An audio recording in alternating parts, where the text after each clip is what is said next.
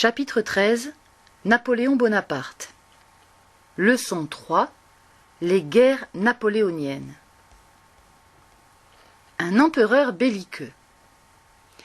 Napoléon ne cessa jamais de faire des guerres. Il était un des meilleurs généraux qui ait existé dans l'histoire.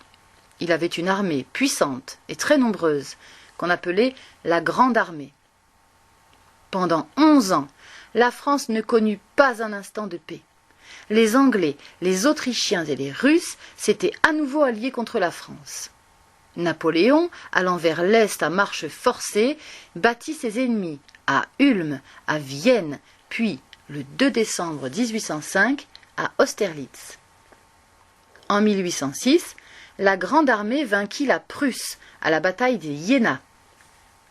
L'empereur annexa ensuite presque tous les pays d'Europe et les transforma en États vassaux. La Hollande, la Belgique, la Suisse, l'Italie, l'Espagne et une grande partie de l'Allemagne. Ce fut le Grand Empire. La guerre contre les Anglais, les Espagnols et les Russes. Napoléon ne parvint cependant jamais à vaincre l'Angleterre. Il voulait, pour isoler les Anglais, forcer le Portugal à fermer ses ports à leurs vaisseaux. Mais quand l'armée française pénétra en Espagne, le peuple espagnol se révolta et la fit partir. En 1812, Napoléon décida de conquérir la Russie. Il entraîna son armée dans les plaines enneigées de cet immense pays, où l'hiver est terrible. Mais les Russes fuyaient sans combattre, abandonnant ou brûlant les villages et les villes pour ne laisser aux soldats rien que descendre.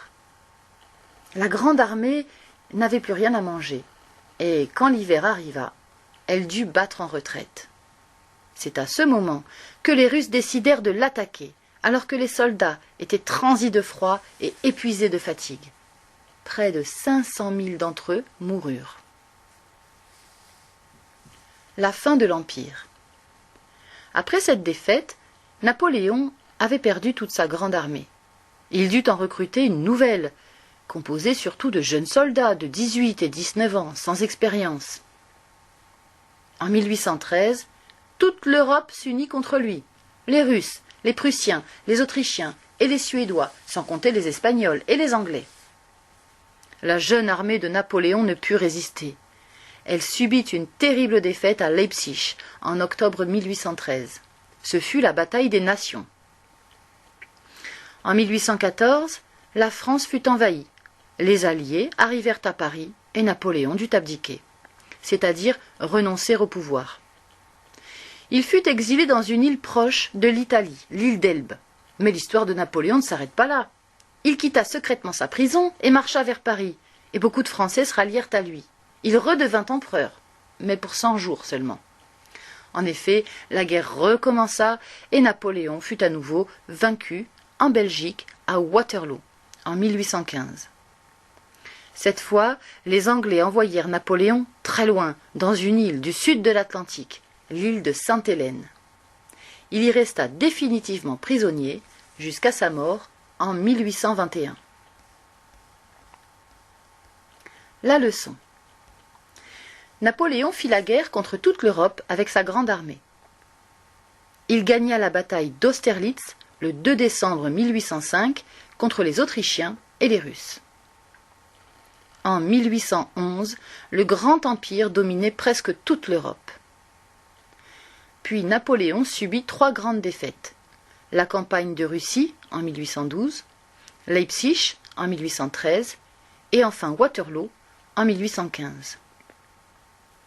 Napoléon fut fait prisonnier par les Anglais et mourut sur l'île de Sainte-Hélène en 1821. Répondez aux questions par écrit. Premièrement, quel pays faisait partie de l'Empire français en 1811 ? Deuxièmement, montrez-les sur la carte page 113. Troisièmement, qu'est-ce que la Grande Armée ? Quatrièmement, où et comment fut-elle détruite ? Cinquièmement, qu'appelle-t-on la bataille des Nations ? Sixièmement, quelle fut la dernière défaite de Napoléon ? Septièmement, où Napoléon est-il mort ?